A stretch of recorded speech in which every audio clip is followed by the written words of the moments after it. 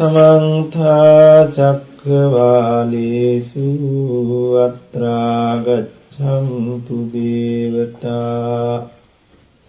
अद्धम्मं मुनिराजस्स सुनन्तु सग्ग मोक्खदं धम्मස්සවන කාලෝ අයං භදන්තා ධම්මස්සවන කාලෝ අයං භදන්තා ධම්මස්සවන කාලෝ අයං භදන්තා නමෝ තස්ස භගවතු අරහතු සම්මා සම්බුද්දස්ස නමෝ තස්ස භගවතු අරහතු සම්මා සම්බුද්දස්ස නමෝ තස්ස භගවතු අරහතු සම්මා සම්බුද්දස්ස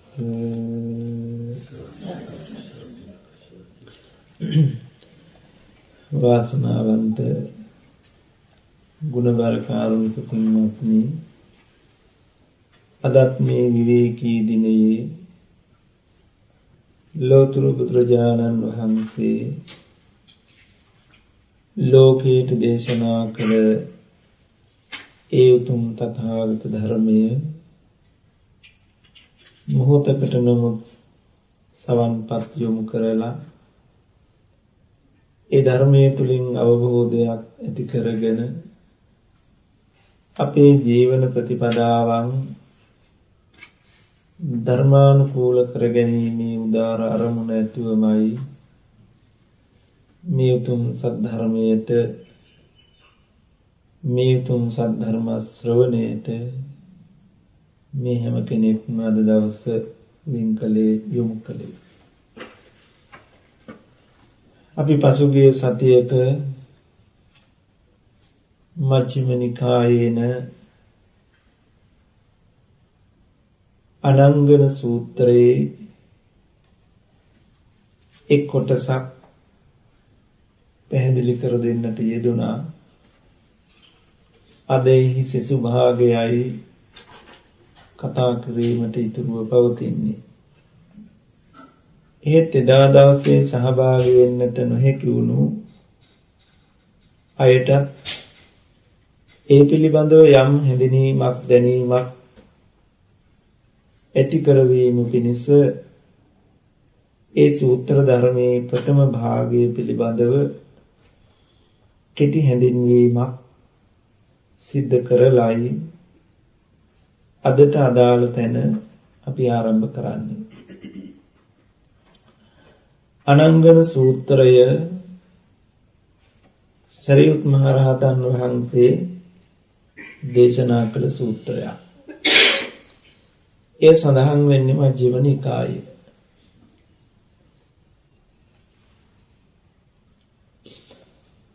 උන්වහන්සේ සවැත් නුවර ජේතවනාරාමයේ වැඩ ඉන්න අවධියක භික්ෂුන් වහන්සේලා අමතලා දේශනා කළ සූත්‍ර ධර්මයක්. අපි හැමෝටම හුඟා ප්‍රයෝජනවත් වෙනවා. විශේෂයෙන් භික්ෂු ජීවිතවලට අතිශයින් වැදගත් වෙන කරුණු රැසක් අදාළ ආකාරයෙන් දේශනා වෙනවා. ඒවා අපේ ගිහි ජීවිතවලට ගලපා ගන්නට පුළුවන්කම තියෙනවා ඒ ආකාරයෙන්ම. කෙසේ නමුත් උන්වහන්සේ භික්ෂුන් වහන්සේලා අමතලා දේශනා කරනවා මහණෙනි මේ ලෝකේ ජීවත් වෙන මිනිස්ය සමාජය කොටස් හතරකට බෙදන්න පුළුවන්. මේ පුද්ගල භාවයෙන් සතර කොටසක් මේ ලෝකේ ඉන්නවා. ඒ පළවෙනි කොටස උන්වහන්සේ හඳුන්වනවා අංගන සහිත අනංගන සහිත, අංගන සහිත, කෙලෙස් සහිත, දැඩි කෙලෙස් සහිතයි. ඒ තමා තුළ දැඩි කෙලෙස් පවතිනවාය කියලා නොදන්න කෙනෙක් ඉන්නවා. තමා තුළ දැඩි වූ කෙලෙස් පවතිනවා. ඒ තමා තුළ දැඩි කෙලෙස් පවතින බව නොදන්න කෙනෙක් ඉන්නවා. ඒ වගේම මහණෙනි අංගන එහෙම නැත්නම් දැඩි කෙලෙස් අකුසල් ක්ලේශ ගති තමා තුළ පවතිනවා. තමා තුළ ඒ බඳු ක්ලේශයන් පවතිනවා කියලා තියෙනවා කියලා දන්න කෙනෙක් ඉන්නවා. මේ දෙවෙනි පුද්ගලයා. තුන්වෙනි පුද්ගලයා තමා තුළ අංගන කෙලෙස් අකුසලයෝ නැහැ. තමා තුළ ඒ කෙලෙස් නැති බව දන්නේ නැති කෙනෙක් ඉන්නවා. තමා තුළ කෙලෙස් නැති බව දන්නේ නැති කෙනෙක් ඉන්නවා. මේ තුන්වෙනි පුද්ගලයා. තවත් කෙනෙක් ඉන්නවා තමා තුළ කෙලෙස් ආශ්‍රව අංගන තියෙනවා. කෙලෙස් ආශ්‍රව අංගන දුරු වෙලා නැති වෙච්ච බවක් දන්නවා. නැති බවක් දන්නවා. දන්න පුද්ගලයා. මේ විදිහෙන් පුද්ගල භේදයෙන් සතර කොටසකට බෙදලා සරියුත් මාහිමියන් වහන්සේ මතක් කරනවා මෙන්න මේ පුද්ගලයෝ හතර දෙනාගෙන් දෙදෙනෙක් හීනයි. දෙදෙනෙක් ශ්‍රේෂ්ඨයි කියලා. සමහර වෙලාවට ඔබට හිතෙන්න පුළුවන් ලේසියෙන් බෙදා ගන්න පුළුවන් කෙලෙස් සහිත දෙන්නා හීනයි කෙලෙස් වලින් තොර වූ දෙන්නා ශ්‍රේෂ්ඨයි කියලා. ඒත් සරියුත් හාමුදුරුවෝ බෙදන්නේ එහෙම නෙවෙයි. සරියුත් හාමුදුරුවෝ දේශනා කරනවා තමා තුළ කෙලෙස් ඇත්තේ නමුත් කෙලෙස් ඇති බව නොදන්නේද ඔහුට කියනවා හීන පුරුෂයාය කියලා. තමා තුළ කෙලෙස් ඇත්තේ නමුත් කෙලෙස් ඇති බව දන්නේද ඔහුට කියන ශ්‍රේෂ්ඨ පුරුෂයාය කියලා. දැන් කෙලෙස් සහිත පුද්ගලයන්ගෙන් එක්කෙනෙක් හීන පුරුෂයෙක්, එක්කෙනෙක් ශ්‍රේෂ්ඨ පුරුෂයෙක්. කෙලෙස් රහිතයි, කෙලෙස් යටපත් වෙලා කෙලෙස් නැති බව දන්නේ නැති කෙනා හීන පුරුෂයා. කෙලෙස් නැහැ නැති බවද දන්නවා නම් ඒ පුද්ගලයා ශ්‍රේෂ්ඨ පුද්ගලයෙක් වෙනවා. මුගලන් මහරහතන් වහන්සේ විමසනවා ඇවැත්නි සාරිපුත්තයන් වහන්සේ කොහොමද මේ කෙලෙස් සහිත දෙදෙනාගෙන් එක්කෙනෙක් හීන වෙන්නේ එක්කෙනෙක් ශ්‍රේෂ්ඨ වෙන්නේ? කෙලෙස් නැති පුද්ගලයන් අතරින් එක්කෙනෙක් හීන වෙන්නේ කොහොමද? එක්කෙනෙක් ශ්‍රේෂ්ඨ වෙන්නේ කොහොමද? අන්න එතනදී උන්වහන්සේ උපමා කීපයක් මතක් කරලා දෙනවා. සල්පිලෙන් කඩසාප්පුවකින් හරි කඹුරු කුලයකින් රන් රිදී පිත්තල වැඩ කරන නිවසකින් යම් ලෝහ තලියක් භාජනයක් දූවිලි වැදුණු මලකඩ බැඳුණු යම් තලියක් භාජනයක් ගෙනහැල්ලා තව තවත් අපිරිසුදු වෙන දුහුවිලි වදින තැනක තැන්පත් කරලා තිබුණොත් අර දුහුවිලි බැඳුණු මලකඩ බැඳුණු භාජනයේ තව තවත් දුහුවිලි බැඳිලා මලකඩ බැඳිලා බොහෝ අපවිත්‍ර වෙලා යනවා. නොවටිනා දෙයක් බවට පත් වෙනවා. කිලුටින් කිලුටට යනවා. ඒ වගේ ඇවැත්නි යම් කෙනෙකු තමා තුළ කෙලෙස් ඇත්තේ නමුත් කෙලෙස් ඇති බව නොදන්නවා නම් ඒ කෙලෙස් ඇති බව නොදන්න කෙනා කෙලෙස් නැති කිරීම පිණිස ඡන්දය උපදවන්නේ වෑයම් කරන්නේ වීරිය ආරම්භ කරන්නේ ඒ නිසා තව තවත් කෙලෙසිලා කිලුට වෙලා ලෝභ සහගත වූයේ, ද්වේෂ සහගත වූයේ, මෝහ සහගත වූයේ, අංගන සහිත වූයේ, අකුසල සහගතව මිය යන්නෙක් බවට පත් වෙනවා. එසේ බලාපොරොත්තු විය යුතුය. අකුසල සහගතව මිය යන්නෙක් වෙනවා. මෙන්න මේ හේතුව නිසා ඔහුට හීන පුරුෂයාය කියලා කියනවා. කඹුරු කුලයෙන් සල්පිලෙන්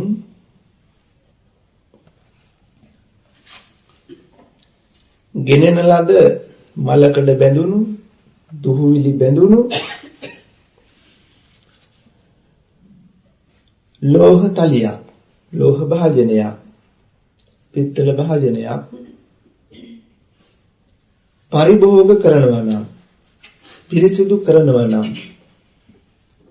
දුහුවිලි නොවදින තැනක තැන්පත් කරනවා නම්, ඒ වෙළඳපළෙන් ගෙනපු දුහුවිලි වැදුණු මලකට බැඳුණු භාජනයේ වුණත් නැවත නැවත පිරිසිදු කරනවා නම්, පරිභෝග කරනවා නම්, දුහුවිලි නොවදින තැනක තැන්පත් කරලා තියෙනවා නම්, පසු කාලයක මේ අපවිත්‍ර භාජනය බොහෝම දීප්තිමත් ප්‍රසන්න දිලිසෙන භාජනයක් බවට පත් වෙනවා. ඒ වගේ ඇවැත්නි මහණනි, යම් හිතක කෙලෙස් පහළ වුණත්, කෙලෙස් සහිත වුණත්, කෙලෙස් අකුසල සහිත බව දන්නවා නම්, ඒ දන්න කෙනා ඒ කෙලෙස් යටපත් කිරීමට නැති කිරීම පිණිස ඡන්දය, කැමැත්ත උපදවනවා, වෑයම් කරනවා, වීරිය ආරම්භ කරනවා. එනිසා මේ කෙලෙස් සහිත පුද්ගලයා යම් දවසක කෙලෙස් වලින් දුරු වෙලා අනංගන සහිත වෙනවා. මිදුණු කෙලෙස් ඇත්තෙක් වෙලා ලෝභ රහිතව, ද්වේෂ රහිතව, මෝහ රහිතව, ලෝභ ද්වේෂ මෝහ ආදී අකුසල් වලින් දුරු වූ මරණයක් ඔහුගෙන් බලාපොරොත්තු වෙන්න ඕන. ඒ නිසා ඔහුට ශ්‍රේෂ්ඨ පුද්ගලයායි කියලා කියනවා. ඒ වගේම මහණෙනි, වෙළඳපොලෙන් ගෙනෙන ලද බොහෝම දීප්තිමත් ලස්සන පිරිසිදු කස්ලෝ තලියක්, ලෝහ භාජනයක් දුහුවිලි වදින තැනක තැන්පත් කරනවා නම්, පරිභෝග කරන්නෙත් නැත්නම්, පිරිසිදු කරන්නෙත් නැත්නම්, ඉක්මනින්ම ඒ පිරිසිදු දිලිසෙන බඳුන දුහුවිලි වැදිලා, මලකට බැඳිලා නොවටිනා අපවිත්‍ර වූවක් බවට පත් වෙනවා. ඒ වගේ මහණෙනි, යම් කෙනෙකුගේ චිත්තසංතාන තුල කෙලෙස් නැති වුණත්, නැති බව දන්නේ නැත්නම්, කෙලෙස් ඇති වෙන හැටි දන්නේ නැත්නම්, ඔහු සුබ නිමිත්ත මෙනෙහි කරනවා. සුබ වශයෙන් නිමිති බාර ගැනීම නිසා ඔහුගේ සිත රාග සහගත වෙනවා. මේ හේතුව නිසා හිත කෙලෙසීමෙන් කිලුට වෙලා ඔහු කෙලෙස් සහිත, අංගන සහිත, අකුසල් සහිත මරණයක් ඔහු බලාපොරොත්තු විය යුතුයි. අර පිරිසිදු භාජනය නරක තැනක, දුහුවිලි වදින තැනක තියලා තිබුණොත්, පරිහරණය නොකළොත්, පිරිසිදු නොකළොත් කිලුට වන්නේ යම්සේද ඒ කෙලෙස් වලින් මිදුණු පිරිසිදු හිතත් උත්සාහවත් නොවුණු නැවත අපිරිසිදු වෙනවා. හතරවෙනි උපමාව උන්වහන්සේ දැක්ුවේ වෙළඳපොලෙන් ගෙනෙන ලද දිලිසෙන දීප්තිමත් ප්‍රභාස්වර බඳුන නැවත නැවත පරිහරණය කරනවා නම්, පිරිසුදු කරනවා නම්, දුහුවිලි නොවදින තැනක තැන්පත් කරලා තියෙනවා නම්, ඒ දීප්තිමත් බව තව තවත් වැඩි වෙලා වඩාත් ප්‍රභාස්වර වූයේ ආලෝකමත් වූයේ බොහෝ වටිනා බඳුනක් බවට පත් වෙනවා. ඒ වගේ යම් හිතක කෙලෙස් පහළ නොවන්නේද? කෙලෙස් නැති බව යටපත් වූ බව දන්නේද? දන්න කෙනා කෙලෙස් උපදින්නේ මෙහිමයි කියලා දන්න කෙනා, කෙලෙස් හටගන්නේ මෙහිමයි, කෙලෙස් නැති කලේ මෙහිමයි කියලා දන්න කෙනා හමු වෙන සුබ නිමිත්ත බාරගන්නේ නැහැ, මෙනෙහි කරන්නේ නැහැ. සුභාදී වශයෙන් අරමුණු නොගැනීම නිසා ඒ හිත කිලුටු වෙන්නේ නැහැ. වඩාත් ප්‍රභාස්වර වෙලා කෙලෙස් රහිත වූ උතුම් මරණයක් ඔහුගෙන් බලාපොරොත්තු විය යුතුයි කියලා සරියුත් මහරහතන් වහන්සේ මේ පුද්ගලයෝ 4 දෙනා පිළිබඳව හැඳින්වීමක් කළා. එතකොට මුගලන් මහරහතන් වහන්සේ විමසනවා, ස්වාමීනි සාරිපුත්තයන් වහන්සේ මේ අංගන කියලා කිව්වේ මොකටද? මොනවද මේ අංගන කියලා කියන්නේ? කියලා විමසනකට උන්වහන්සේ මතක් කරනවා ඉච්ඡා ස්වභාවයෙන් කැමැත්ත මූලික කොට සිතෙහි උපදින පාපක වූ අකුසල වූ ධර්මයන්ටයි අංගන කියලා කියන්නේ. දැන් අපිට මේ අංගන කියන වචනය පුරුදු වචනයක්. අපි නිතර භාවිතා වෙන දුම්රිය අංගනය. දුම්රිය අංගනය කියන වචනේ හරියට භාවිතා වෙන එක. ගුවන් යාන අංගනය. අංගනය කියලා කියන්නේ කෙලවර කියන එක. නිමාව, අවසානය.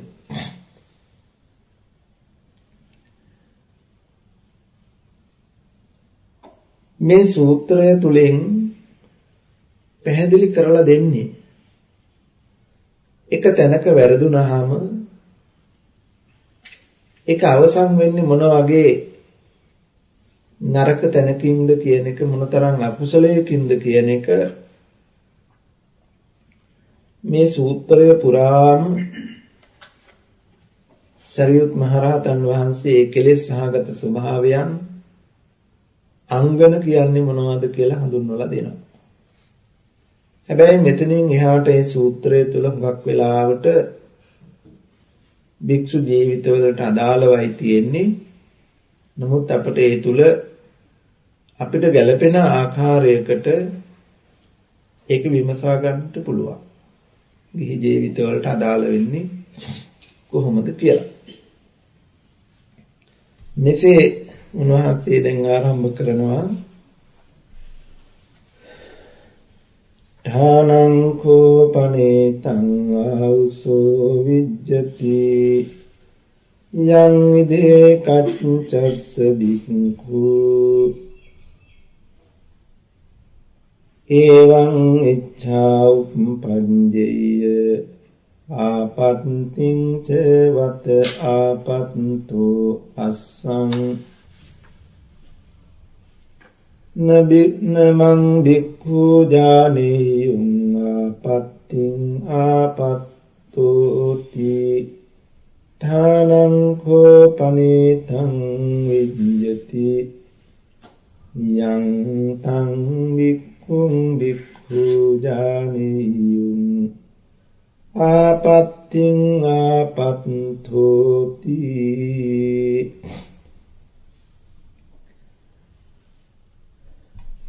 ජානන්ති මං බික්ඛු ආපත්තිං ආපත්තෝති ඉතිසෝ කුපිතෝ හෝති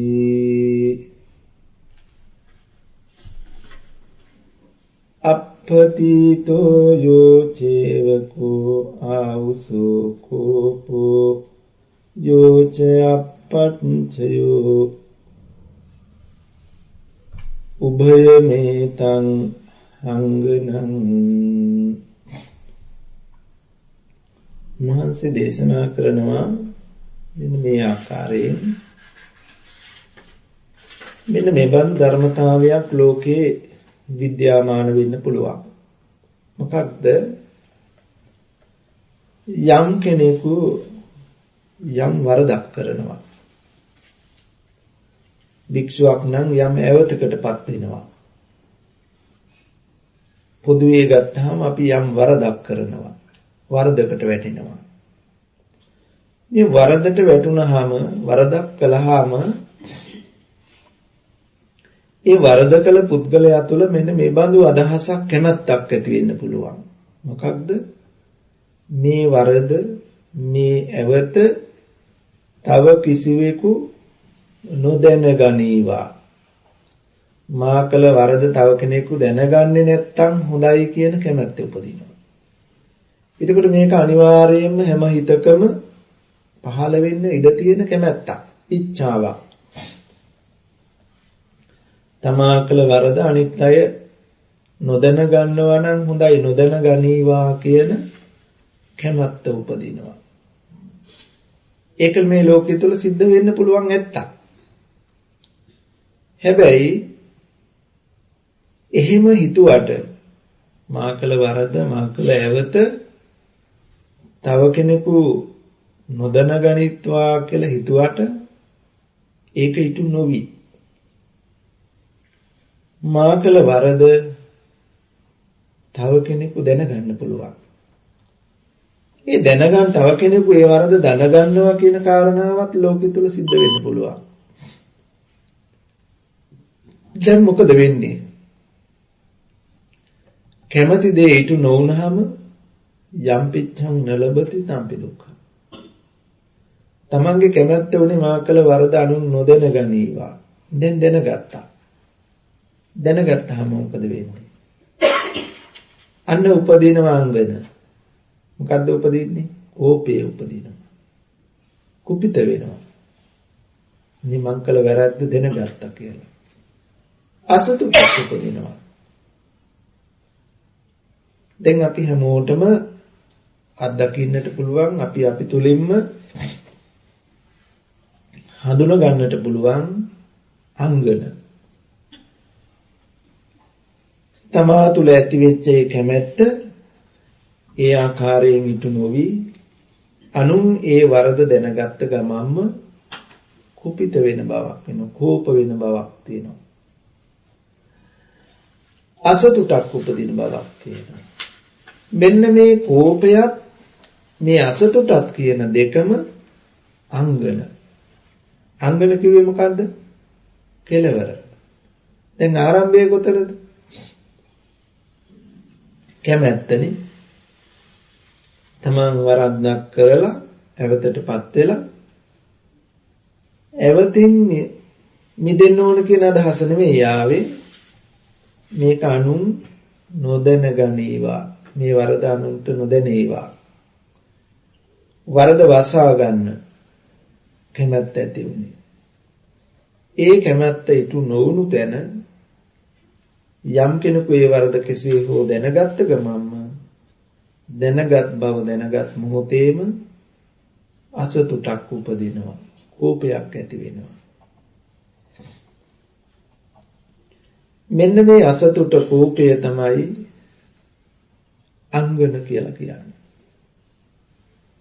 දැන් අපිට සරියුත් මහරහතන් වහන්සේ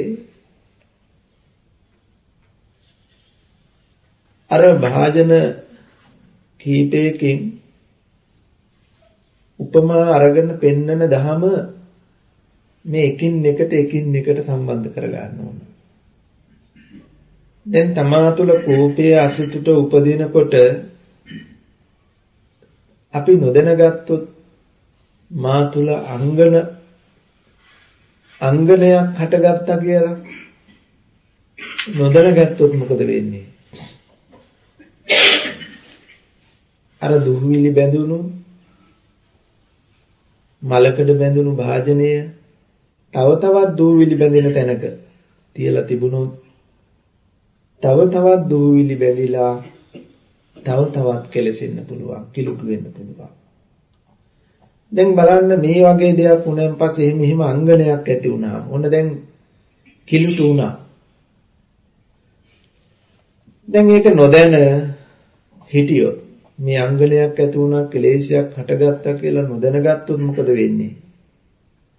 අපි ඒ ඇති වෙච්ච අසතුට ඇති වෙච්ච කෝපය හේතු කොටගෙන තව තවත් දේවල් ඒ වරද දැනගත්ත කෙනාව සමහර වෙලාවට කෙනෙක් මං කළ වරද්ද දැනගත්තාම ලෝකේ කෙනෙක් ඉදිරිපත් වෙන ඔහු මරා දානවා. මේ වරද තව කෙනෙකුගේ අතට යන්න දෙන්න බෑ. ඔහු ජීවත් වෙන්න ඉඩ දුන්නොත් මේක තවත් බොහෝ දෙනා අතට යන්න පුළුවන්. ඒක මට ප්‍රධාන සාක්ෂියක් වෙන්න පුළුවන් මට විරුද්ධව. සමහර වෙලාවට මිනිස් ඝාතනයක් කරන්න තරම් සැහැසි වෙන්න පුළුවන්. අන්න අර දැන් දුහවිලි බැඳුනා. අර දුහවිලි බැඳුණු මලකඩ බැඳුණු භාජනයක් වගේ. දැන් ඒක තවත් දුහවිලි වදින තැනක තියුවා වගේ. එතන අකුසලයේ ක්ලේශයේ අංගණය දැන් මේ කෙලවරකට ඇවිල්ලා ඉන්නේ. මෙතනිනුත් එහාට වැටුණොත් ප්‍රපාතේ. කෙලවරේ අවසානයෙන් එහාට ප්‍රපාතය. මීටත් වඩා භයානක තැනකට වැටෙන්නේ. කාය කර්ම, වාක් කර්ම, මනෝ කර්ම වලට වැටෙනවා. මේ මනුෂ්‍ය ඝාතන දක්වා අනුන්ට තරජනය කිරීම දක්වා එළඹෙන්න පුළුවන්. දැන් හරියට අර කස්ලෝ තලිය දුහවිලි වදින තැනක තියලා තිබුණාම අපිරිසුදු එක තව තවත් අපිරිසුදු වෙනවා වගේ. ඒ හිත තව තවත් කෙලෙසෙනවා, කිලිටු වෙනවා. මෙන්න මේ බව දැනගන්න ඕනේ. දැන් අපේ ස්වභාවය මොකක්ද? දැන් අපිට සරියුත් හාමුදුරුවෝ එතනදී දේශනා කළා කෙලෙස් සහිතයි. හැබැයි අපිට පුළුවන් ශ්‍රේෂ්ඨ පුරුෂයෙක් වෙන්න. කෙලෙස් සහිතව හීන පුරුෂයෙකුත් ඉන්නවා. කෙලෙස් සහිතව ශ්‍රේෂ්ඨ පුරුෂයෙකුත් ඉන්නවා. දැන් අපි කෙලෙස් වලින් මිදෙන්න ඉස්සෙල්ලා අපි ඉන්නේ කෙලෙස් සහිතව. කෙලෙස් සහිතව ඉඳගෙන අපට පුළුවන් ශ්‍රේෂ්ඨ පුරුෂයෙක් වෙන්න.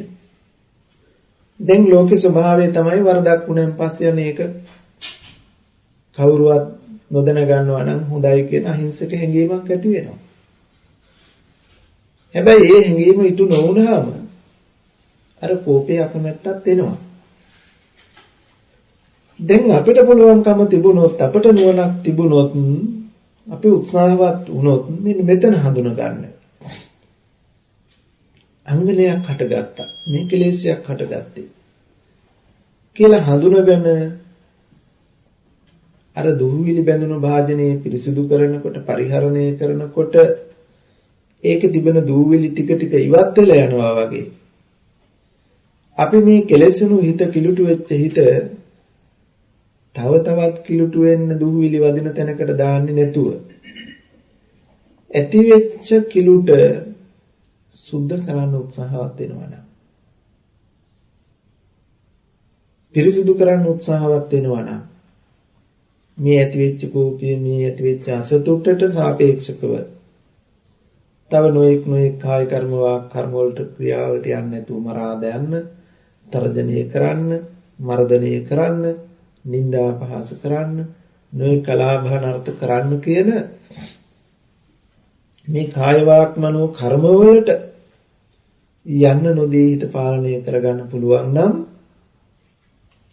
අන්න අපේ හිත කෙලෙසුණා කෙලෙස් සහිත වුණා අංගන හටගත්තා හැබැයි ශ්‍රේෂ්ඨ පුරුෂයෙක් ඒ අපි එතනින් එහාට යන්න දුන්නේ නැහැ අංගණයෙන් පහළට වැටෙන්න දුන්නේ නැහැ පාලනය කරගත්තා නතර කරගත්තා ඉතින් දැන් ඔන්න මේ අත්දැකීම ඔබ හැමෝටම තියෙනවා අපේ අතින් නොයෙක් අඩුපාඩුකම් සිද්ධ වෙනවා නොයෙක් වැරදි සිදු වෙනවා සිදු වෙච්ච හැම මොහොතකම මේ වරද නොදැන ගන්නවා නම් හොඳයි කියලා හිතනවා අපි හිතන්න අපේ ගෙදර අපේ අතින් වාජනයක් බෙදුනත් අපි ඉක්මනින් කැලියට විසි කරලා දානවා ඒක කාට හරි පේන්න කලින් මොන හරි වුණාම ඉක්මනින් වහලා දානවා ඉක්මනින් හොදලා දානවා සුද්ධ කරලා දානවා දැන් මේක වැටිච්ච දේ පිරිසිදු කරන එක වෙනම එකක්.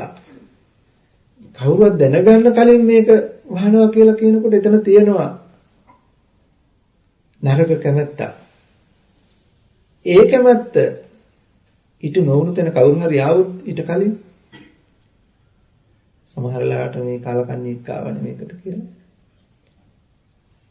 ආපු පුද්ගලයා පිළිබඳව අකමැත්තක් ඇති වෙනවා. දෝෂයක් ඇති වෙනවා. මේ අපිට තියෙන අත්දැකීන්නේ. දැන් අපි එතනට ඇවිල්ලා හරි පාලනයක් වුණොත් අපි විශිෂ්ට පුරුෂයෙක්, ශ්‍රේෂ්ඨ පුරුෂයෙක්. එතනට ඇවිල්ලා ඒ ආපු කෙනාට දොස් කියන්න, නිඳා කරන්න, අපහාස කරන්න, මර්ධනය කරන්න, තර්ජනය කරන්න, මරාදාන තරමට අදහස් වෙනවා නම් කෙලෙස් සහිතයි, කෙලෙස් සහිත බව දන්නේ නැහැ. මේ ඇතුණේ කෙලෙසයක් කියලා දන්නේත් නැහැ. දන්නේ නැති කෙනා තව තවත් කෙලෙසිලා රාග සහිත වූ, ද්වේෂ සහිත වූ, මෝහ සහිත වූ ලාමක මරණයකට උරුමකාරයෙක් වෙනවාමයි. හැබැයි අර අංගණයට කියන තැනට ඇවිල්ලා අකමැත්ත ඇති වෙලා, කෝපය ඇති වෙලා එතනින් එහාට යන්න නොදී පාලනය කරනවා නම් ඔහු රාග රහිත, ද්වේෂ රහිත, මෝහ රහිතව ඔහු ලාමක නෙවෙයි අලාමක මරණයක් බලාපොරොත්තු විය යුතු කෙනෙක්. අර අපිරිසුදු භාජනය ටිකින් ටික පරිහරණය වෙනකොට පිරිසුදු වෙනවා වගේ යම් දිනක ඒක පිරිසුදු වෙනවා. විශිෂ්ට ශ්‍රේෂ්ඨ පුරුෂයෙක් වෙනවා. ඒ වගේම නැවත වතාවක් සරියුත් මහ රහතන් වහන්සේ දේශනා කරනවා ඨානං කෝපනීතං ආවුසෝ විජ්ජති යං දීසච්චස්ස බික්ඛු නෝ එවං විච්ඡා උප්පංජේය ආපත්තිංච වත ආපත්තෝ අස්සං අනුරහෝ මං බික්ඛු චෝදෙය්‍යුං නෝ සංග මජ්ජේති ඨානං කෝපනීතං ආවුසෝ විජ්ජති යං තං බික්ඛුං බික්ඛු සංග මජ්ජේ චෝදෙය්‍යුං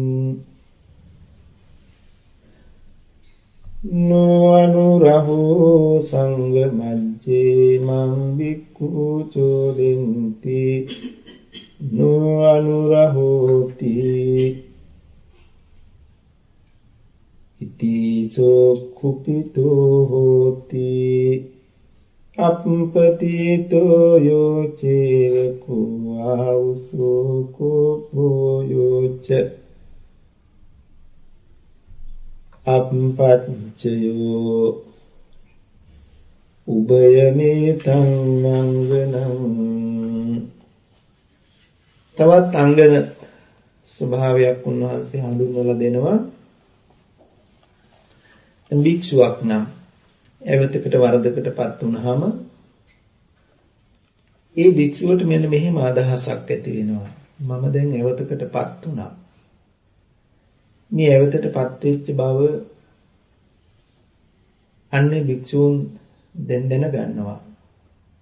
දැනගත්තත් ඒ භික්ෂූන් මට දැනගත්ත භික්ෂුව හොරින් රහසේ කාටවත් නොදැනෙන්න මට චෝදනා කරනවා නම් අවවාද කරනවා නම් හොඳයි. සංඝ මජ්ජේ සංඝයා මැද කාටත් ඇහෙන්න මායවතටපත් වෙච්ච බව චෝදනා නොකරේවා, අවවාද නොකරේවා කියලා බලාපොරොත්තුවක් තියෙනවා. මේක මේ ලෝකයේ තුල ඉටු වෙන්න පුළුවන්. දැන් අපි වරදක් කරලා ඒ කරපු වරදට චෝදනා කිරීමක්, අවවාද කිරීමක්, තනියම කතා කරලා හොර රහස කරනවා නම් ඒ අවවාදයට කැමතියි. පිරිසක් මැද්දේ පිරිසක් ඉදිරියේම කළ වරද පෙන්වලා දුන්නොත් අපිට ටිකක් ඒකට අකමැතියි. එනිසා අපි වරදක් කළාම ඒ වරද කැමති ඒ වරදට කවුරු හරි දැනගෙන හොර රහසේ තව කෙනෙකුට ඇහෙන්නේ නැති වෙන්න ඒ වරද පෙන්වලා දෙනවා නම් ඒ වරද පිළිබඳව චෝදනා කරනවා නම් අනුන් ඉදිරියේ පිරිසක් ඉදිරියේ චෝදනා නොකරනවා නම් කැමති. එහෙම කැමති වුණත් ලෝකෙ හිම ඉෂ්ට වෙන්නේ නැහැ. පිරිස් ඉදිරියේම තනියම රහසිගතව නෙමෙයි. පිරිස් ඉදිරියේම ඒ වරද හෙලි කරන්න පුළුවන් තව කෙනෙක්. චෝදනා කරන්න පුළුවන්. එතකොට මොකද වෙන්නේ? කැමැත්ත ඊටුනේ නේ. කැමැත්ත ඒ ආකාරයෙන් ඊටු නොවුණු තැන ඇති වෙනවා කෝපේ හා සතුට. මට තනියම මේ අවවාදය කළේ නෑ, මේ චෝදනාව කළේ නෑ. බොහෝ පිරිසක් ඉදිරියේම මට මේ චෝදනා කළානි කියලා අසතුටක්, කෝපයක් උපදිනවා. මේ කෝපයත් අසතුටත් කියන දෙකම අංගන කෙලවර. ආරම්භය කැමැත්ත, ඉච්ඡාව. දැන් බලන්න අපි අපේ ජීවිතවලට සම්බන්ධ කරලා අපිත් යම් වරදක් කළාම, වරදක් වුණාම ඕක කවුරුවත් ප්‍රසිද්ධියේම කතා කරනවට කැමති නෑනේ. කවුරු හරි හිමින් සැරේ හොර රහස කතා කරලා දුරකථනයකින් කතා කළා මෙහෙම වරදක් කළාම ඊට පස්සේ කරන්න එපා කියලා කාටවත් ඇහෙන්නේ නැතුව කියනවා නම්, අවවාද කරනවා නම්, චෝදනා කරනවා නම් ඒකට ටිකක් කැමතියි. හැබැයි සමහර වෙලාවට ওই කැමැත්ත එහෙම කැමැත්ත ඇති වෙන්න පුළුවන්. ඒක ලෝක ස්වභාවය ආකාරයි. හැබැයි ওই කැමැත්ත ওই ආකාරයෙන් ඉටු වෙන්නේ නැහනේ. වරද දැනගත්ත කෙනා චෝදනා කරන්නේ හොර රහස නෙමෙයි, තනිවම නෙමෙයි. තව බොහොම පිරිසක් ඉදිරියේ කියනවා අන්නහවලා මේ වැරද්ද කළා. මේ ඇවතටපත් වුණා, මේ විපතටපත් වුණා. මෙහෙම කියනකොට අන්න අපේ කැමැත්ත ඉටු නොවුණු තැන මට තනිව මේ චෝදනාව කළේ නෑ, තනි තැනක චෝදනා කළේ නෑ. බොහෝ පිරිසක් ඉදිරියේ වැරද්ද පෙන්නවා. වැරද්දට චෝදනා කළානි කියලා කෝපය අසතුට උපදිනවනේ. දැන් ඔන්න මේ දෙකම අපේ ජීවිතවල වෙන්න පුළුවන් ටික. අපි ගත කරන ජීවිත තුළ මේ කැමැත්තත් උපදිනවා. වරදක් වෙන්නත් පුළුවන්. මේ වරදට චෝදනා කිරීම පිරිසක් ඉදිරියේ නොවි තව කෙනෙකුට නොකිය දැනගත්ත කෙනා මට විතරක් අවවාද කළා, මට විතරක් චෝදනා කළා, අනිත් අයට නොකියනවා නම් හොඳයි කියන අදහස උපදිනවා, කැමැත්ත උපදිනවා. එහෙත් දැනගත්ත කෙනාගේ වැරද්ද මට විතරක්ම නොකිය බොහෝ පිරිසක් ඉදිරියේ මේ ප්‍රකාශ කිරීමේ හැකියාවත් ලෝක විද්‍යාමාන තාලං කෝපනීතං විජ්ජති. ඒ බඳු ධර්මතාවයක් වෙන්න ඉඩ ලෝකෙ තියෙනවා. එහෙම වුණොත් එමුණ අපිට තේරෙනවානේ අංගනේ හට ගන්නවා, කෝපය අකමැත්ත හට ගන්නවා. කෝපය අකමැත්ත හට ගන්නවා. දැන් කෝපය අකමැත්ත හටගත්තාම ඔන්න දැන් අපි තුල කෙලෙස් හටගත්තා. කෙලෙසුණා, කිලුට වුණා. දැන් තව තවත් කිලුට වෙන්න දුන්නොත් අංගණයෙන් පහළට දැන් කෙලවර අවසානයට ඇවිල්ලා. කෙලවර දැන් මෙතනින් පහළට වැටුනොත් මහා ප්‍රපාතයක්. බලගතු කාය කර්මයකට, වාක් කර්මයකට, මනෝ කර්මයකට අකුසල සහගත පැත්තකට තමයි වැටෙන්නේ. ඒ කෝපයත් අසතුටත් එක්ක. එහෙමනම් මෙන්න මෙතනට ඇවිල්ලා හරි කෙනෙකුට හිතන්න පුළුවන් නම් ඒ ද්වේෂය පිළිබඳව, ඒ අකමැත්තේ අසතුට පිළිබඳව කොහොමද පුළුවන් ඒ කෙලෙස් පාලනයක් කරගන්න. හැබැයි ඒ සම්මත දහමක්. මේක හරි විදිහටම නුවණින්ම හිතනවා, විමසනවා නම් ඔය අංගනේ ඔය කෙලවර නැති කරන්න නම් මොකද්ද කරන්න ඕනේ? මුලමයි නැති කරන්න ඕනේ. මුල නැති කරන්න ඕනේ. මුලක් තිබුණොත් නේ අගක් තියෙන්නේ. අගට ඇවිල්ලා අග හරි හිතලා පාලනය වෙනවා නම් හොඳයි. ශ්‍රේෂ්ඨයි එක. ඒත් යම් කෙනෙකු මුල ගැනම හිතනවා නම් මේ අංගණය හටගත්තේ මෙන්න මේ කැමැත්ත නිසා. කැමැත්ත ඇති උනේ ඇයි? කැමැත්ත ඇති උනේ ඇයි? මොකක්ද ඊටහාට තියෙන සංගවිච්ච දෝෂය, සංගවිච්ච අකුසලය හොයලා බලලා විතර්ක මූලයම හඳුනගෙන අවිද්‍යාවම දුරු කරන ප්‍රතිපදාවකට විමසා බැලීමකට ලක් වුණොත් නැවත අංගන නැති නොවන තැනකටම යන්න පුළුවන් වෙනවා. කිලුට නොවන තැනකටම යන්න පුළුවන් වෙනවා. අපි ඒ ගැන පසුව මේ ඔක්කොම ටික එකතු කරලා එකවරක කතා කරමු ඉදිරියට. දැන් මෙන්න මේ විදිහෙන් නැවතත් සරියුත් මාහිමියන් වහන්සේ ඒ වගේ අපි තුල උපදින අංගන ස්වභාවයක් තවත් තැනකින් පැහැදිලි කරනවා. ඨානං කෝ පනීතං ආවුසෝ විජ්ජති යං ඉදේ කච්ඡස්ස බික්ඛු නෝ එවං ඉච්ඡා උප්පජ්ජේය ආපත්තිං ච වත ආපත්තු අස්ස සප්පටි පුංගලෝ මං චෝදේය නෝ අප්පටි පුග්ගලෝති ඨානං කෝ පනීතං ආවුසෝ විජ්ජති යං තං බික්ඛුං අප්පටි පුග්ගලෝ චෝදේය නෝ සප්පටි පුග්ගලෝ අප්පටි පුග්ගලෝ මං චෝදේති නෝ සප්පටි පුග්ගලෝති ඉතිසෝ කුපිතෝ හෝති අප්පතිතෝ යෝ චේවකෝ ආවසෝ කෝ යෝච අප්පච්චයෝ උභයමේතං අංගනන්ති. සරියුත් මාහිමියන් වහන්සේ එදා දේශනා කරනවා අපි තුල උපදින්න පුළුවන් තවත් අංගන ස්වභාවයක් පිළිබඳව. අපි තුල ක්ලේශයක්, අකුසලයක්, අංගනයක්, වරදක් ඇති වෙන්න පුළුවන්, වැරදි සිද්ධ වෙන්න පුළුවන්. ඒ වැරදි සිද්ධ වුණාම දැන් අපි දන්නවා අපිට ප්‍රතිචෝදනා සමාජයෙන් එනවා කියලා. ඒ ප්‍රතිචෝදනාවක් එනකොට අපි ඒ චෝදනාව ලබන ගෙනෙන පුද්ගලයාගේ ස්වභාවය ගැන කලකනවා. අපේ රටේ කියමනක් තියෙනවා මතකද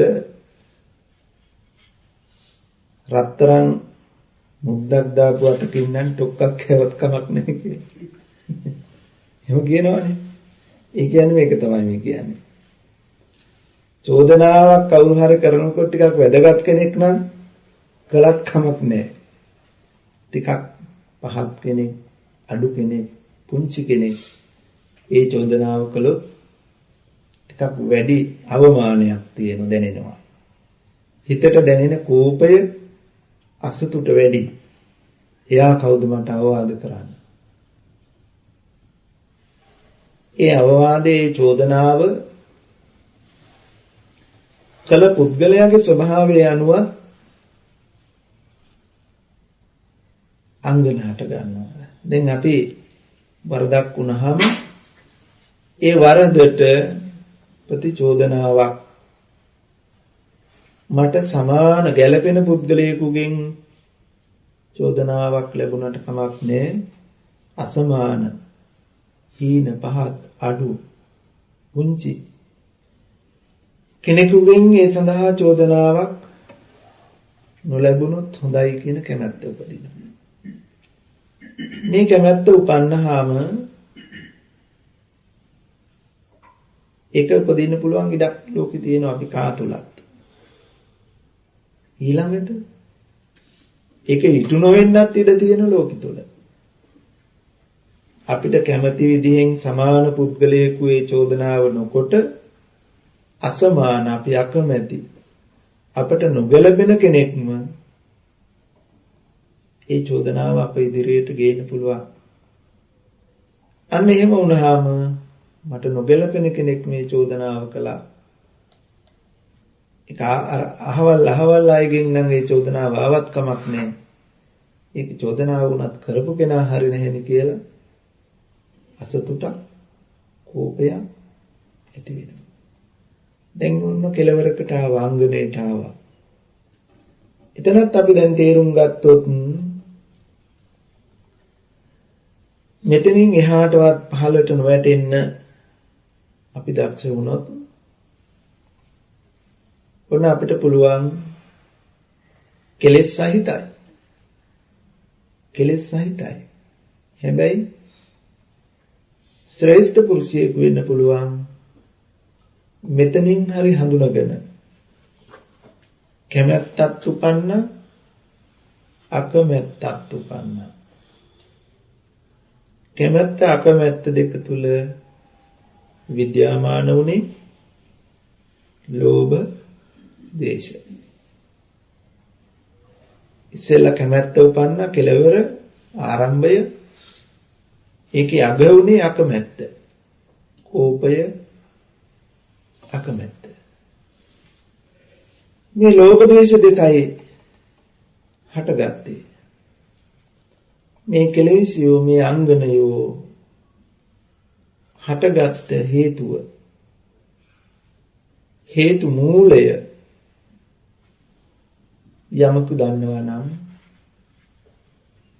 අකුසලයේ දනේද අකුසල මූලයේ දනේද කුසලයේ දනේද කුසල මූලයේ දනේද එත්තාවතාපකෝ අරිය ශාවකෝ සම්මාදිට්ඨි හොති උජුගතහාස දිට්ඨි ධම්මේ අවිච්ඡප්පසාදේන සමන්නාගතෝ ආගතෝ ඉමං සද්ධම්මන්ති කියලා සරියුත් මාහිමියන් වහන්සේම මජ්ක්‍ධිම නිකායේ මූලපණ්ණාසකේ සම්මාදිට්ඨි සූත්‍රයේදී දේශනා කරනවා.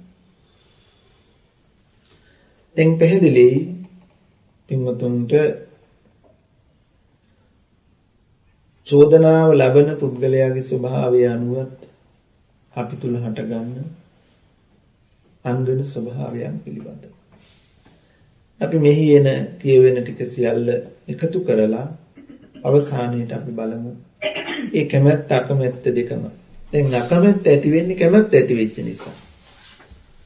අකමැත්ත නැති කරන්න නම් මොකද්ද නැති කරන්න ඕන? කැමැත්ත නැති කරන්න. කැමැත්ත නැති කරන්න නම් මොකද්ද අපි කරන්න ඕන?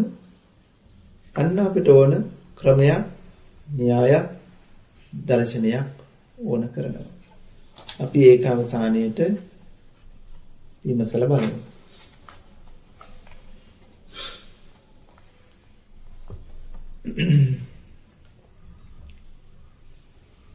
ධානං කෝපනේතං ආවුසෝ විජ්ජති යත් යං නිදේ කච්ඡස්ස වික්ඛු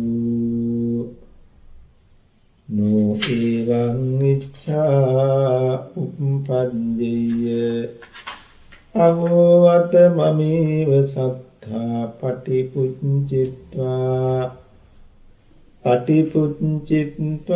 භික්ඛූනං ධම්මං දේසෙය්‍ය නඤ්ඤං භික්ඛුං සත්තා පටිපුච්චිත්වා භික්ඛූනං ධම්මං දේසෙය්‍යා තීඨානං කෝ අනිතං ආවුසෝ විජ්ජති යං අඤ්ඤං භික්ඛුං සත්තා පටිපුච්චිත්වා භික්ඛූනං ධම්මං දේසෙය්‍ය නතං භික්ඛු බික්ඛුං සත්තා පටිපුච්චිත්වා බික්ඛුනං ධම්මං දේසීය අඤ්ඤං බික්ඛුං සත්තා පටිපුච්චිත්වා බික්ඛුනං ධම්මං දේසේති නමං සත්තා පටිපුච්චිත්වා බික්ඛුනං ධම්මං දේසේති තිසෝ කුපිතෝ හෝති අප්පතිතෝ යෝචේව කුආවුසෝ කෝපෝ යෝච අප්පංචයෝ උභය මේතං අංගනං යම් වික්ෂුන් වහන්සේ නමකට මෙහිම අදහසක් පහළ වෙන්න පුළුවන්. බුදුරජාණන් වහන්සේ ධර්ම දේශනා කරනකොට මගෙන්ම විමසමින් ප්‍රතිඋත්තර ලැබමින් මගෙන්ම අහමින් ධර්ම දේශනා කරත්වා.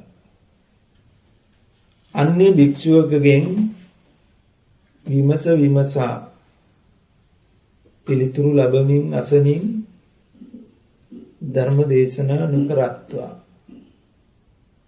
මෙහිම කැමැත්තක් භික්ෂුවකට ඇති වෙන්න පුළුවන්. එහෙත් ඒ කැමැත්ත ඒ ආකාරයෙන් ඉටු නොවි බුදුරජාණන් වහන්සේ අන්‍ය භික්ෂුවකගෙන් පටිපුච්චිත්වා විමසමින් ප්‍රතිඋත්තර ලැබමින්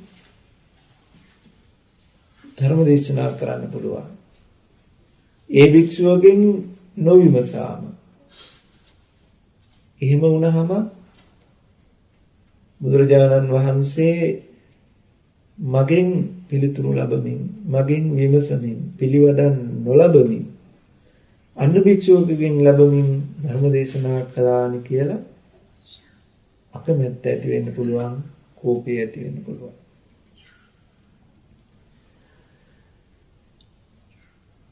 මේ දේශනාව තුළ එන අදහසත් අපට නොගැලපෙනවා නෙවෙයි. සමහර වෙලාවට යමක් කතා කරනකොට, සාකච්ඡා කරනකොට දැන් පාසලක ළමයින් අතරේ වුණත් සමහර ළමයින්ගේ කැමැත්තක් උපදිනවා ගුරුවරයා මගෙන්ම විමසන්න ඕන කියලා. මගෙන්ම මේ පිළිබඳව විමසත්වා අන් අයගෙන් නොවිමසත්වා කියලා. ළමයාගෙන් නොවිමසා වෙනත් ළමයෙකුගෙන් විමස පන්ති වැඩ කළාම අර ළමයා තුල නොකමැත්තක්, කෝපයක් ගුරුවරයා පිළිබඳව අසතුටක් ඇති වෙන්න පුළුවන්. මේ බණ අහන කොටත් බණ කියන කොටත් සමහර වෙලාවට සමහර කෙනෙකුගෙන් යම් පිළිවදන් ප්‍රතිඋත්තර ලැබෙනවා නම් අහනවා නම් ටිකක් කැමතියි සමහර.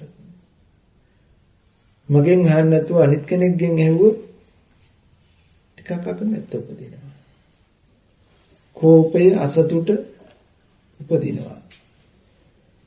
ඉතින් මෙන්න මේ විදිහේ කැමැත්ත ඉපදීමේ ඉඩක් තියෙනවා. ඒ කැමැත්ත ඉටු නොවුණු තැන කෝපය හා අසතුට ඉපදවීමේ, පහළවීමේ ඉඩත් ලෝකයේ තුල විද්‍යාමානයි. දැන් මෙන්න මේ කෙලෙස් සහිත ස්වභාවයට පත් වෙලා හරි යම් කෙනෙකුට පුළුවන්කම තිබුණොත් එතනින් එහාට යංගණයෙන් කෙලවරින් පහළට නොඇති සුරක්ෂිත වෙන්න. ඉදිරියට ඒ ලෝභ ද්වේෂ මේ කියන්නේ අකුසල මූලය හටගෙන කාය කර්මයට, වාක් කර්මයට දුසිල් බවට එන්නේ නැතුව මේ මූලයම සිඳ ගන්න පුළුවන් ක්‍රමයක් අපට ඇතිනම් කෙලෙස් සහිත වුවත් අපට පුළුවන්කම තියෙනවා විශිෂ්ට පුරුෂයෙකු වීමේ හැකියාව භාග්‍ය මේ තුල ඇති බවයි මින් කියුනේ. ඊළඟට නැවතත් උන්වහන්සේ දේශනා කරනවා ඨානං කෝපනේතං ආවුසෝ විජ්ජති යං ඉදේ කච්චස්ස වික්ඛු නෝ එවං ඉච්ඡා උප්පජ්ජේය අහෝ වත මමේව වික්ඛු පුරක්කත්වා ගාමං බත්ථාය පවිසෙය්‍යුං නඤ්ඤං වික්ඛුං වික්ඛු පුරක්කත්වා ගාමං බත්ථාය පවිසෙය්‍යුන්ති ඨානං කෝපනේතං ආවුසෝ විජ්ජති යං අඤ්ඤං වික්ඛුං වික්ඛු පුරක්කත්වා ගාමං බත්ථාය පවිසෙය්‍යුං නතං වික්ඛුං වික්ඛු පුරක්කත්වා ගාමං බත්ථාය පවිසන්තින මං වික්ඛු පුරක්කත්වා ගාමං බත්ථාය පවිසන්ති ඉතිසෝ කුපිතෝ හෝති අප්පතිතෝ යෝ චේවකෝ ආවුසෝ කෝපෝ යෝ චප්පච්චයෝ භයමේතං අංගනං යම් වික්ෂුවකට හැඟීමක් අදහසක් ඇති වෙන්න පුළුවන් භික්ෂුන් වහන්සේලා පිණ්ඩපාතේ වඩිනකොට ගමට පිණ්ඩපාතේ වඩිනකොට මාවම පෙරටුවේ තබාගෙන මාවම මූලික කරගෙන වඩිත්වා අන්‍ය භික්ෂුවක් පෙරටුවේහි තබාගෙන ඉදිරියේ තබාගෙන නොඅඩිත්වා මමම ප්‍රධානියා මමම ලොක්ක හැටියට අනිත් අය සලකත්වා කියන අදහසක් ඇති. එහෙත් අන්‍ය භික්ෂූන් මාව මූලිකත්වයේ නොතබා මාව පෙරටුවට නොගෙන වෙනත් වැඩිහිටි සුදුසු භික්ෂූන් ඉදිරියේ තබාගෙන ගමට පිණ්ඩපාතේ පිණිස වඩින්න පුළුවන්. ඒක සිදු වෙන්න පුළුවන් ධර්මතාවයක්. එහෙම වුණොත් මොකද වෙන්නේ? දැන් අර කැමැත්ත ඇති කෙනාට අන්න භික්ෂූන් මාව දෙවනි කරලා පස්සට දාලා අන්‍ය භික්ෂුවක් මූලික කරගෙන ඉදිරියේ තබාගෙන පිණ්ඩපාතේට වඩිනවා. මට ඒ තැන නොලැබුණා කියලා අකමැත්ත, කෝපය, අසතුට උපදිනවා. මහණෙනි මෙන්න මේ කෝපයත් අසතුටත් දෙකම අංගනයක්. දැන් බලන්න අපි සාමාන්‍ය ගත කරන ජීවිතයේදී අපේ අපේක්ෂාමේ අපි කැමති වෙනවා මමම ප්‍රධාන කොට සලකනවා නම් අනිත් අය හොඳයි. අන් අයට වඩා මාව ඉදිරියෙන් තියාගෙන මාව මූලිකයා කරගෙන මාවම අනුශාසකයා කරගෙන මමම ප්‍රධානියා වෙලා වැඩ වෙන්න ඕන. අනිත් අය මාව හැර වෙන කෙනෙක් ඉදිරියට නොගත යුතුයි. මාවම ඉදිරියේ තබාගෙන මූලිකත්වයේ තබාගෙන අනුශාසකත්වයේ තබාගෙන කටයුතු කරන්න ඕන. එහෙම කැමැත්තක් උපදින්න පුළුවන් නේ. දැන් ගෙදරක වුණත් වෙන්න පුළුවන්. ස්වාමියා හිතන්න පුළුවන් මේ ගෙදර ලොක්කා මම තමයි. මට වඩා කෙනෙක් නෑ මේ ගෙදර. මගේ අන තමයි ක්‍රියාත්මක වෙන්න ඕන කියලා. නමුත් ගෙදර අය සමහර වෙලාවට ඒ මතයට එකඟ නොවෙන්න පුළුවන්.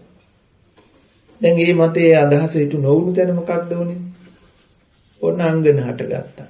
අකමැත්ත, කෝපය, අසතුට හටගත්තා. එහෙම වුණාම මොකද වෙන්නේ? ඒක පාලනය වෙන්නත් ක්‍රමයක් නැති වුණොත් අපි දන්නෝ ගෙවල් වල තියෙන ස්වභාවය. සමිති සමාගම් වල තියෙන ස්වභාවය, පොදු ස්ථානවල තියෙන ස්වභාවය අපි දන්නවා. මේ අදහස ඉටු නොවෙනකොට ඒ තුල ඇති වෙන අංගණයන් නිසා, කෙලෙස් නිසා මොනතරම් කාය වාග් අර අකුසල මූලය ඇතිවෙච්ච මූලයේ සිඳ ගන්නත් ක්‍රමයක් නැති වුණොත් ඒක කාය කර්මයට වාක් කර්මයට එනකොට මොනතරම් බරපතලද කියන එක අපිට පැහැදිලියි. එහෙනම් දැන් අපි මේ ඇති වෙන අංගන හඳුනගෙන අංගන නැති කරන ක්‍රමයක් හොයාගන්න ඕන. අපි ඉදිරියට ඒ ගැන කතා කරනවා. නැවතත් උන්වහන්සේ දේශනා කරනවා ධානං කෝපනීතං ආවුසෝ විජ්ජති යං ඉදේ කච්චස්ස වික්ඛුනෝ එවං ඉච්ඡා උපද්දේය අහෝවත අහමේව ලබේයං බත්තංගේ අග්ඝාසනං අංගෝදකං අංගපිණ්ඩං නඤ්ඤා භික්ඛු ලබේය බත්තංගේ අංඝාසනං අග්ඝෝදකං අග්ගපිණ්ඩං තීඨානං කෝපනීතං ආවුස්සෝ විජ්ජති යං අඤ්ඤා භික්ඛු ලබේය වත්තග්ගේ අග්ඝාසනං අග්ගෝදකං අංගපිණ්ඩං නසෝ භික්ඛු ලබේය වත්තග්ගේ අග්ඝාසනං අග්ගෝදකං අග්ගපිණ්ඩං අඤ්ඤා භික්ඛු ලබති වත්තග්ගේ අග්ඝාසනං අග්ගෝදකං අංගපිණ්ඩං අහං ලබාමි වත්තග්ගේ අග්ඝාසනං අග්ගෝදකං අංගපිණ්ඩං තී ඉතිසෝ කුපිතෝ හෝති අප්පතිතෝ යෝචේවකෝ ආවුසෝ කෝපෝ යෝච අපච්චයෝ උභයමේතං අංගනං. මෙහිදී උන්වහන්සේ දේශනා කරනවා මේකත් විශේෂයෙන් භික්ෂු ජීවිතයට අදාළ වුණත් ඒක අපිටද නොගැලපෙනවා නෙවෙයි. මෙහිදී සඳහන් කරනවා යම් භික්ෂුවකට මෙහිම අදහසක් පහළ වෙන්න පුළුවන්. යම් දානයකට පින්කමකට වැඩම කළාම මටම මූලාසනේ ලැබෙන්න ඕන. මටම පළමු කොට පෙන් පිළිගන්නවන්න ඕන. මට පළමු කොටම දම් බෙදන්න ඕන. මූලාසනේ මම ඉන්නේ. මට සියල්ල මූලිකව ලැබෙන්න ඕන. අන් භික්ෂුවකට එසේ නොලැබේවා. මටම ලැබේවා. අග්‍රාසනය, උතුමාසනය, අග්‍රෝදකයේ පළමු පෙන් බඳුන, අග්‍රපිණ්ඩය පළමු දන් බෙදීම මටම ලැබේවා. අන් භික්ෂුවකට නොලැබේවා. කැමැත්ත උපදිනවා. මෙහෙම කැමැත්ත උපදින්න පුළුවන්. හැබැයි එහෙත් ඒ කැමැත්ත ඒ ආකාරයෙන් ඉටු නොවි අන්‍ය භික්ෂුවක් මූලාසනයේට පත් වෙන්න පුළුවන්. පළමු කොට වෙනත් භික්ෂුවකට පෙන් දාණය පිළිගන්වන්න පුළුවන්. එහෙම වුණාම මගේ බලාපොරොත්තු ඉටුුනේ නැහැ කියලා ඒ භික්ෂුවට කෝපය අසතුට උපදින්න පුළුවන්. අපේ ජීවිතවලට ගලපලා සසඳලා ගත්තාම අපි තියම් තැනකට ගියාම සමහර කෙනෙකුගේ හිතේ කැමැත්තක් ඉච්ඡාවක් ඡන්දයක් උපදින්න පුළුවන්. මෙතනදී මම ප්‍රමුඛයා වෙන්නට ඕන, මූලිකයා වෙන්න ඕන. මම තමයි සුදුස්සා. සියලු දේට සුදුසුකම් තියෙන්නේ මට. ඒ නිසා මෙතන ප්‍රධානත්වය මට ලැබෙන්න ඕන.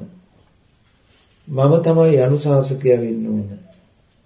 මට තමයි මූලාසනය ලැබෙන්න ඕන. මට තමයි පළමු කොට පිළිය යුතු දේ පුදන්න ඕන කියලා හිතෙන්න පුළුවන්. ඒ බඳු අදහස් පහළ වෙන්න පුළුවන් සාමාන්‍ය ලෝකයේදී. ඒත් ඒ බඳු කැමැත්තක් ඇති වුණොත් ඒක ඊට නොවෙන්න ඒ බලාපොරොත්තු තැන වෙන කෙනෙකුට ලැබෙන්න පුළුවන්. එහෙම ලැබුණු තැන අර කැමැත්තේ ඊට නොවුණු හේතුවෙන් ඒ පුද්ගලයා තුල කෝපය, අකමැත්ත, අසතුට හට ගන්න පුළුවන්. මේ කෝපයත් අසතුටත් දෙකම අංගනයක් කෙලවරක්. කෙලවර කියලා කියන්නේ දැන් ඇතුළත ආධ්‍යාත්මික අකුසල ධර්මයන්ගේ කෙලවර. මෙතනින් පාලනයක් නැති වුණොත් මෙහා පැත්තට එනවා, කාය කර්මයට, වාක් කර්මයට එනවා, අකුසලයට එනවා. දැන් අකුසලයට එන්න නොදී තව තවත් කිලුටු වෙන්න නොදී පාලනය වෙන්න නම් මෙන්න මේ කෙලවරට ඇවිල්ලා හරි මෙතනින් පහළට නොවැටෙන්න ක්‍රමයක් අපිට ඕන කරනවා. අපි ඒ ටික නොඑක් වාරවල කියලා දීලා තියෙනවා. අපි නැවතත් මේ ටික සියල්ලම කියාගෙන ගිහිල්ලා අවසන් කරන්න කලින් ඒ ටික පැහැදිලි කරගන්න බලමු.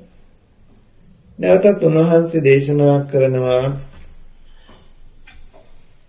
ඨානං කෝපනේතං ආවුසෝ විජ්ජති යා ඉදේ කච්චස්ස බික්ඛුනෝ එවං විච්ඡා වංජේය අහෝ වත හමේව බත්තංගේ බුද්ධාවි අනුමෝදේයං අඤ්ඤෝ බික්ඛු බත්තග්ගේ බුද්ධාවි අනුමෝදේයාති ඨානං කෝපනීතං ආවුසෝ විජ්ජති අඤ්ඤෝ බික්ඛු බත්තග්ගේ බුද්ධාවි අනුමෝදේයනසෝ බික්ඛු බත්තංගේ බුද්ධාවි අනුමෝදේය අඤ්ඤෝ මොදාමිති තිසෝ කුපිතෝ හෝති අප්පතිතෝ යෝ චේව කෝ ආවුසෝ කෝපෝ යෝ ච පච්චයෝ භයමේතං අංගනං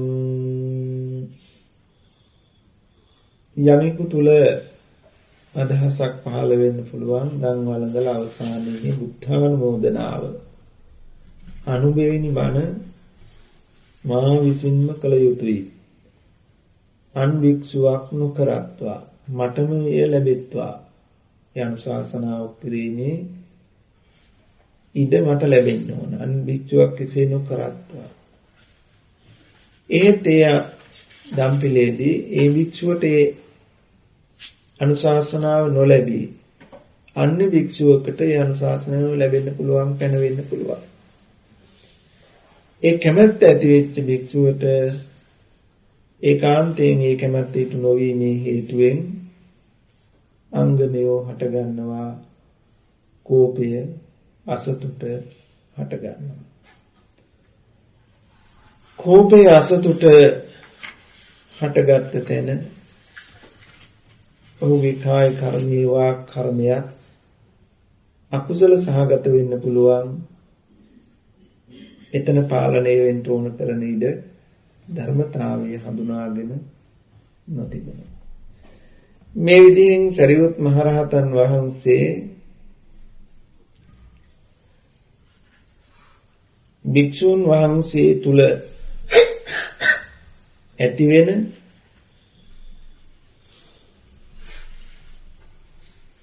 මේ අදහස් මූලික කරගෙන කරන දේශනාව අපි හැමෝටම වැදගත් වෙන අනුශාසනාවක් දේශනාවක්. ඒ වගේම උන්වහන්සේ දේශනා කරනවා තවත් තැනක් භික්ෂුන් වහන්සේ නමකට යම් අදහසක් ඇති වෙන්න පුළුවන් ආරාමගත භික්ෂූන්ට අනුශාසනා කරන්න ඕන මමමයි. වෙන භික්ෂුවක් ආරාමගත භික්ෂූන්ට අවවාද අනුශාසනා නොකරේත්වා. ඒත් ඒ බලාපොරොත්තු ඉටු නොවේ වෙනත් භික්ෂූන් වහන්සේ නමක් ඒ අවවාද අනුශාසනාව කරන්න පුළුවන්. එතනදී ඒ වගේම භික්ෂුණීන්ට උපාසක උපාසිකාවන්ට මා විසින් අවවාද අනුශාසනා කළ යුතුයි අන්‍ය භික්ෂුවක් කෙසේ අවවාද අනුශාසනා නොකරත්වා කියන අදහසක් හැඟීමක් ඇති වෙන්න පුළුවන්. ඒත් එය ඉටු නොවේ වෙනත් භික්ෂුවක් භික්ෂූන්ට භික්ෂුණීන්ට උපාසක උපාසිකාවන්ට අවවාද අනුශාසනා කරනවා කියන කාරණාව ලෝක තුල සිදු වෙන්න පුළුවන්. එතකොට ඒ බඳු තැනකදී ඒ කැමැත්ත හේතු කොටගෙන මූලික වෙලා මේ අංගන කෙලවර කෝපය හා අසතුට ඇති වෙනවා. ඒ වගේම තවත් භික්ෂුවකට අදහසක් ඇති වෙන්න පුළුවන් මටම අන්නේ භික්ෂූන් අන් අය ගරු කරන්න ඕන. පූජා කරන්නට ඕන.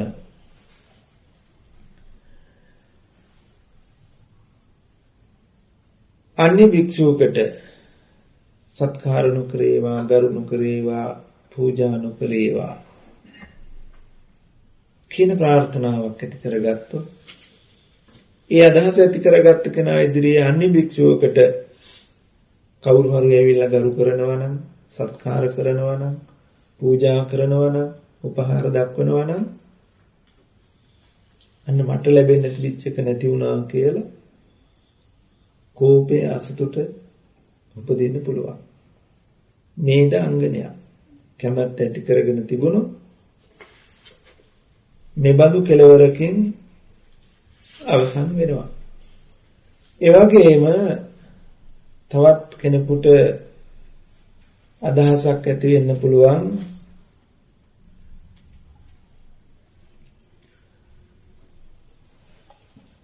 භික්ෂූන් පමණක් නොවේයි භික්ෂුණීන් උපාසක උපාසිකාවන් මේ හැම දෙනාම මටම ගරු සත්කාර කළ යුතුයි, මටම පූජා කළ යුතුයි, මටම වන්දනාමාන කළ යුතුයි. අන්‍ය භික්ෂුවෙකුට භික්ෂු භික්ෂුණී උපාසක උපාසිකාවන් ගරු නොකරෙත්වා, මටම ගරු කරෙත්වා, පූජා කරෙත්වා. එහෙම අදහසක් ඇති වෙන්න පුළුවන්. ඒත් ඒ අදහස ඊට නොවේ භික්ෂුණීන් උපාසක උපාසිකාවන් අන්‍ය භික්ෂුවකට පූජා කරන්න පුළුවන්, ගරු කරන්න පුළුවන්, සත්කාර කරන්න පුළුවන්, පුද පූජා දක්වන්න පුළුවන්. අනේ බඳු තැනදී තේටු නොවිච්ච තැන අර කෝපේ හා සතුටත් කියන අංගණය ඇති වෙන්න පුළුවන්. කෙලවර හට ගන්නවා. ඊළඟට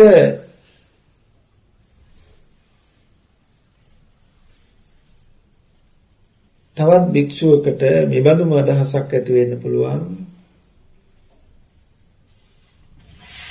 මටම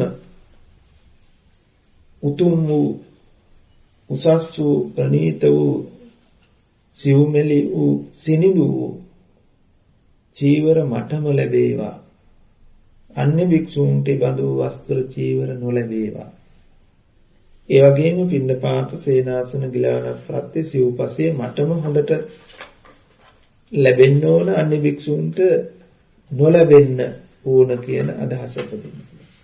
ඒත් ඒ අදහස ඉටු නොවි තමන්ට ඒ ප්‍රණීත වූ සිව්පසය උතුම් ලෙස නොලැබී අන්‍ය භික්ෂුවකට ලැබෙන්න පුළුවන්.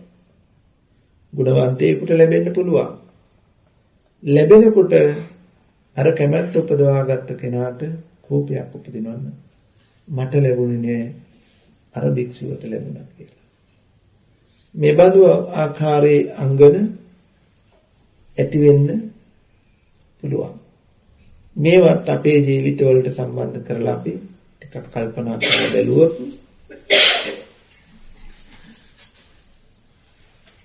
අපි නිරන්තරවම අපේ ජීවිතවල යෙදෙන අදහසක් තමයි මේ සම්පත් අපටම විතරක් තියෙනවා නම් හොඳයි.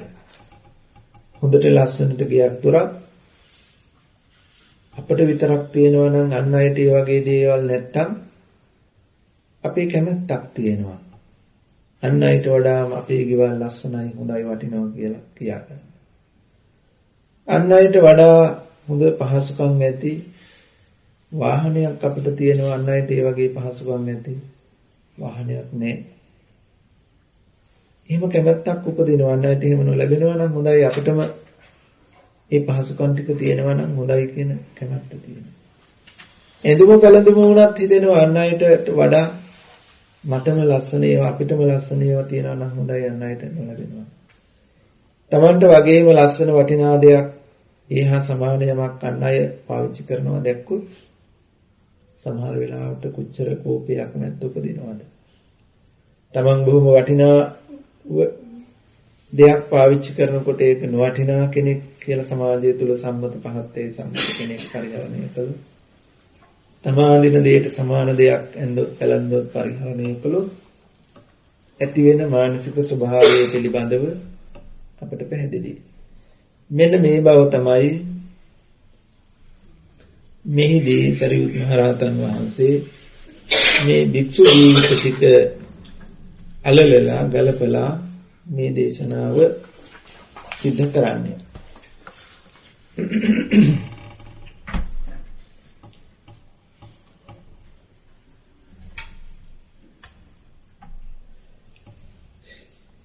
මේ විදිහෙන් නොයෙක් දේ පිළිබඳව ලැබීම් ලාභ මටම සිද්ධ වෙනවා නම් හොඳයි අන් අයට සිද්ධ නොවේවා නොලැබේවා මෙසේ ප්‍රාර්ථනා ඇති කල්හි අන් කෙනෙකුට ලැබී තමන්ට නොලැබෙන කල මේ බඳු අවසානයක ස්වභාවය තමන්ගේ චිත්තසංතාන තුළ ඇති වෙනවා. මෙන්න මේ ආකාරයෙන් ඇති වෙන පාපක වූ ලාමක වූ අකුසල සහගත ධර්මයන්ටයි අංගන කියලා කියන්නේ. දැන් අපි පුංචි විවේකයක් අරගෙන මේ සමස්තය එකතු කරලා මේ අංගන අපි දුරු කරගන්නේ කොහොමද? අංගන වලින් මිදෙන්නේ කොහොමද කියලා. ඒ සඳහා බුදුසසුන තුල අපට යොදා තියෙන පිළිවෙත කුමක්ද කියලා සොයා විමසා බලමු. දැන් ඒ සඳහා පුංචි ඉඩක් විවේකයක් ලැබෙනවා. ඉන් අනතුරුව ඒ දේශනාවන් එක්ක ගලපමින් ඉදිරිය පිළිබඳව කතා කරනවා.